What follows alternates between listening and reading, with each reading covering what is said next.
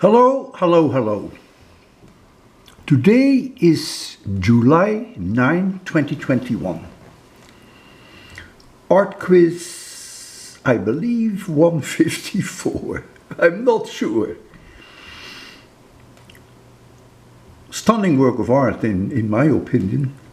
And if you know this artist, you will actually be impressed in the sense that it's not so typical.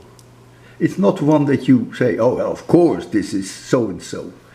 But once you know that it is so-and-so, you recognize it. And I know that most of you will cheat anyhow, and so you will use Google Images, which is fine.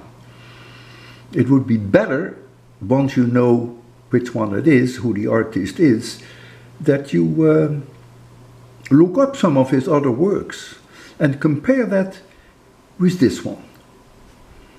Okay, try that, because you will learn something then. If you only look it up on Google and give me the right answer, you have learned nothing. Okay, so try that for a change. You may even like it.